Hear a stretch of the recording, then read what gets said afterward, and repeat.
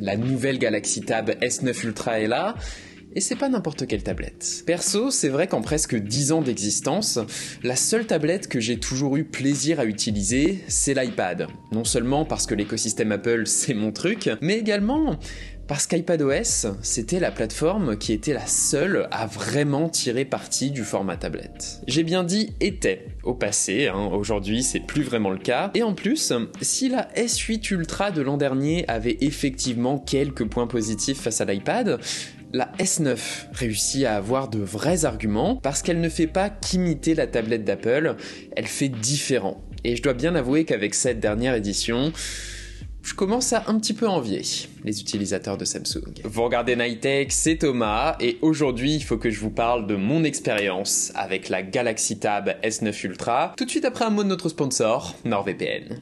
NordVPN, c'est la référence des réseaux privés virtuels. Tu veux naviguer anonymement sur internet, ou encore accéder au catalogue de plateformes étrangères depuis la France, ou inversement, c'est eux. C'est les meilleurs, et en ce moment, en plus, ils ont une offre super intéressante. Du 29 novembre au 9 janvier, toute souscription à un abonnement NordVPN de 2 ans, depuis la France et la Belgique, permet de recevoir une carte cadeau Amazon d'une valeur croissante en fonction de l'abonnement choisi. Ça veut dire que vous vous équipez de NordVPN pendant 2 ans, vous avez toujours 4 mois offerts supplémentaires en utilisant mon lien en description, et vous repartez avec 30 € à dépenser sur Amazon. Une petite coque, un petit accessoire MagSafe, un petit cadeau pour vos proches, il y a de quoi faire. Profitez-en, merci à NordVPN, et on revient à la vidéo.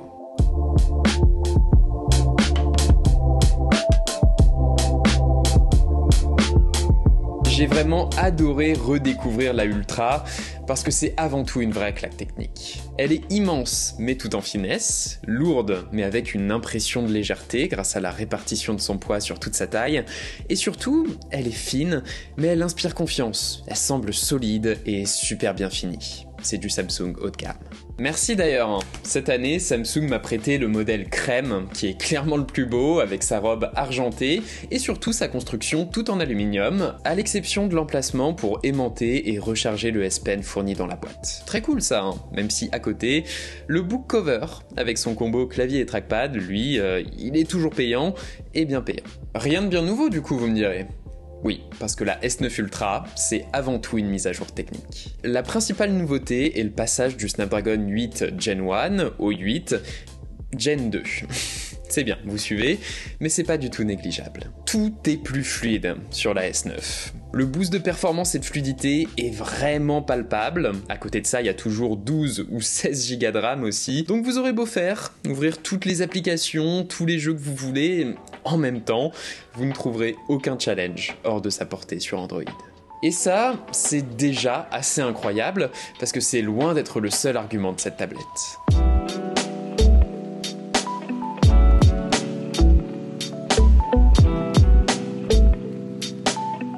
Et oui, parce qu'une fois qu'on a découvert les nouveautés techniques, on peut revenir à ce qui fait tout l'attrait de la proposition de la Ultra, à savoir le fait que c'est une gigantesque ardoise. On a le même écran de 14,2 pouces, non seulement très grand, mais surtout sublime. Pour les amoureux de la technique, je vous affiche le listing de tous ses attributs, mais vraiment, dès que t'allumes son écran, ça flatte la rétine, tout est magnifié par la fluidité des 120 images par seconde et la précision de son rendu, avec des couleurs éclatantes et avec une luminosité bien revue cette année.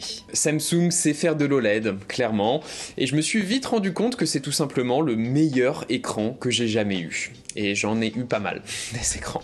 À l'issue des premières heures avec cette tablette, cet écran, j'en suis retombé amoureux, et le coup de grâce, ça a été la finesse de ses bordures. Alors certes, il y a toujours un petit notch, mais l'impression de modernité qui vient avec, mais clairement un petit coup de vieux à mon iPad Pro. Et d'ailleurs, c'est pas juste une impression un peu superficielle, c'est vraiment ce combo bordure fine et rendu ultra qualitatif, qui fait qu'on ressent une immersion sans commune mesure avec celle de l'iPad. La S9 Ultra, c'est avoir toujours une mini télé avec soi, partout. C'est un régal pour les films et les séries, d'autant que son format plus panoramique aide beaucoup pour cet usage. En bonus, la S9 accueille des haut-parleurs améliorés d'ailleurs. Il y en a 4, compatibles Dolby Atmos, qui offrent un rendu audio Vous savez, qui est un peu moins celui de petits haut-parleurs de smartphone, un peu plus proche d'une mini-enceinte, avec un rendu ample et chaleureux, et c'est important comme détail, quand on a un écran pareil, il faut avoir des haut-parleurs à sa hauteur. Après quelques jours passés avec la S9 Ultra, franchement, je suis en train de me rendre compte à quel point c'est addictif d'avoir toujours cet écran excellentissime à portée et à disposition. Ne serait-ce que, là, je suis en train de couper mes légumes et je peux quand même profiter de ma série dans de super conditions. Et surtout, là, c'est un exemple, mais la S9 Ultra est tellement agréable pour regarder du contenu que je me rends compte que maintenant j'ai toujours quelque chose en train d'être joué avec elle. Y a pas à dire, la Ultra c'est la reine du multimédia, et comme la S9 accueille la résistance à l'eau cette année, tu pourras même continuer ton marathon de South Park dans ton bain. Ouais, c'est ultra confortable. C'est pas confortable uniquement pour les films et les séries d'ailleurs, mais aussi pour le jeu vidéo. Alors oui, il y a peu de titres mémorables sur Android, mais un petit service de cloud gaming, là, un Xbox Game Pass ou un Shadow dans mon cas, et voilà, Skyrim, Cyberpunk, t'as tout ce que tu veux, et c'est vraiment beau sur cet écran. Bon, ça éclate un peu sa batterie après, hein. Avec cet usage un peu multimédia polyvalent, j'ai tenu entre 6 et 7 heures d'usage continu, ce qui est correct, mais pas énorme. Alors toute cette partie multimédia, je m'en doutais un peu, mais ce que j'avais oublié et que j'ai redécouvert après quelques jours d'usage de cette S9 Ultra, c'est que c'est pas que le multimédia qui est sublimé par cet écran, c'est vraiment tout.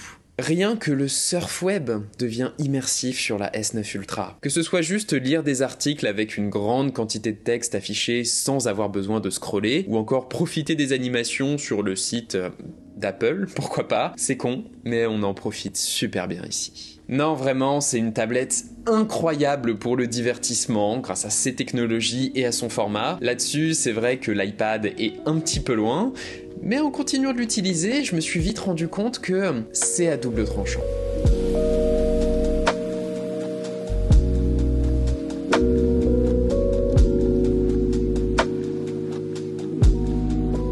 En fait, un format de 14,2 pouces sur une tablette, ça change totalement la perception et l'usage qu'on en a. Vous vous en doutez, c'est plus contraignant. La S9 Ultra est pour ainsi dire impossible à utiliser à bout de bras, il faut forcément la caler quelque part, et au-delà de ça, c'est tellement large que tu perds vraiment ce côté appareil d'appoint sur lequel tu vas prendre des notes toute la journée, que tu vas pouvoir allumer et éteindre au gré de tes inspirations.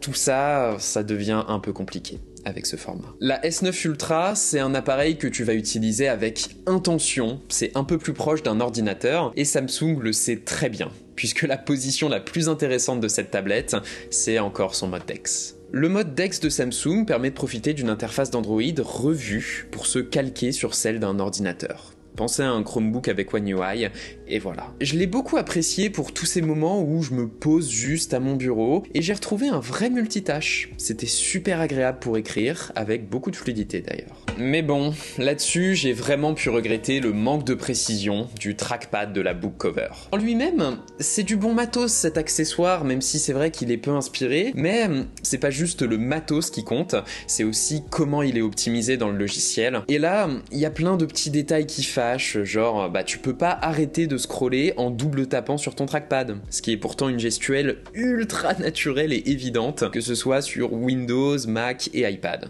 Et en plus, j'ai aussi eu une tonne de faux clics où je voulais simplement me mettre à scroller ou naviguer. C'est vraiment dommage. Mais bon, ce mode DeX est quand même un bon exemple de toute la flexibilité que peut offrir Android.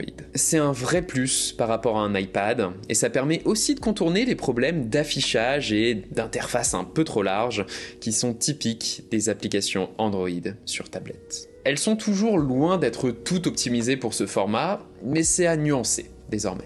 Alors certes, même les applications très connues, comme Netflix tout simplement, pas besoin d'aller chercher très loin, ont une interface beaucoup plus terne sur Android, avec beaucoup moins d'animation, mais elles tirent désormais un minimum parti des grands écrans, pour la plupart. Que ce soit Gmail, calendrier, Maps, YouTube, Google Actualités, GoodNotes, ouais, pas dégueu, c'est pas l'optimisation d'iPadOS, c'est clair, mais il y a beaucoup de mieux en 2023, même au niveau de One UI lui-même d'ailleurs, étant donné que désormais, le système est accompagné par 4 ans de mise à jour majeure et 5 de sécurité.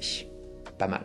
Et justement, c'est peut-être le plus important avec la S9 Ultra et avec tout ce concept de tablette XXL sous Android au final, tous ces petits mieux. Que ce soit au niveau du système, de ses mises à jour, des haut-parleurs, des performances, de DeX, tout ça s'additionne. Et cette année, on obtient une tablette que je trouve non seulement affirmée, avec un positionnement fort de tablette pour les power users, mais également avec un mélange de fonctionnalité et de technologie enfin parfaitement abouti. Au final, j'ai pas grand chose à reprocher à la S9 Ultra, si ce n'est la qualité de cet accessoire, même pas son prix stratosphérique d'ailleurs, étant donné que ce qu'elle fait, elle est la seule à le proposer aujourd'hui, et je comprends tout à fait qu'on puisse avoir un coup de cœur pour cette formule. Perso, je vais retourner sur mon iPad, je vais être content de retrouver iPadOS, mais putain, cet écran va me manquer.